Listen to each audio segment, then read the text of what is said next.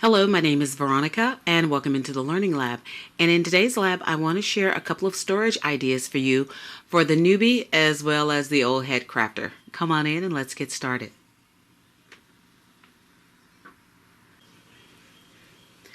In the good old days, Tuesday Morning had a lot of these. When they would sell those little notepads or packs of paper, these are the containers that they came in. And once this was empty, this entire thing was actually thrown into the trash. And so I always said, once this is empty, could you save it for me? And I would go back to the store and pick them up. So I probably got about 10 or 15 of this in different variations. So what I decided to do was to take some paper and cover it. Now this one I covered using some of that contact paper that you can get from the Dollar Tree. It's fine, there's nothing wrong with it. When I initially had the idea, this was some recollections, just paper that I picked up at Michael's. Also considered this beautiful Anna Griffin wrapping paper that I also gotten at Tuesday Morning that I was going to cover them in. But I went ahead and went with the one from the Dollar Tree because it was faster, simply. Nothing else to do with it. And I went with the black and white theme because I had some of the Cropper Hopper, and on the edge I have this black and white that's on there. So that was why I stuck with that. And this is So what I'm currently storing in this one are some wooden stamps. And right now, this is just a mixture of Christmas and Easter because I was playing around. So if you did not unmount all of your wooden stamps and you still want to enjoy them, this is a fantastic way to display them. I love it. After a furious debate with my son, I also decided to cover the back. I did not do the bottom. This removes really easily, so that I could bring this down to the inside and then simply replace that back in.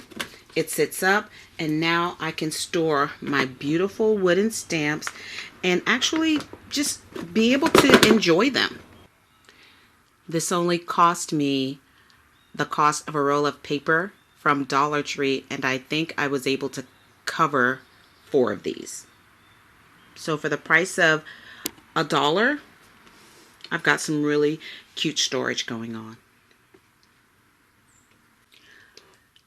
As you know, I've been redoing my stamp storage, trying to get them all down to one cohesive unit, and I still needed to do my background stamps and just some other ones that I had. But I've been on my dining room table because my craft table in my creative space is loaded down, and I needed to quickly tidy up. And so I grabbed a box that I had actually gotten from a friend, and I just started stuffing these in here to quickly get them out of the way. And I was like, hold up, wait a minute, let me put some thinking in it. And yeah, I have a friend whose son for Christmas bought her a wine delivery for a gift, and when she shared pictures with us, I saw this and I was like, how many of these deliveries have you gotten again? And she said, oh, this is my second one. And I said, all right, I'm gonna need you to hold on to these containers for me. And she said, sure, no problem. So if you are a newbie crafter and you haven't hit your stride in how you want to store your items, if you have a friend who gets a wine delivery, ask them to hold on to these for you because you can use them.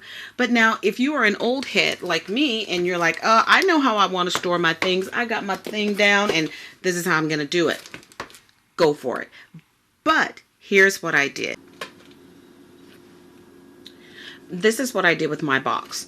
I decided to take some of my rubber stamps and put them in the front of here. This will fit 12 but 11 comfortably so that it can move back and forth. On the other side, these are my stamp and die cut stamp sets, and this will fit 18 but 17 comfortably. Back here, this is the size most of us have, this 5x7 one. This will fit 20 on each side. So if you're doing these two, you're going to be able to store 120 of these. If you're doing the rubber, because they do take up more space, you're going to get less mileage. The same thing if you have these sets that are just small. They're going to be just like these, and it's going to fit 120 of them for you.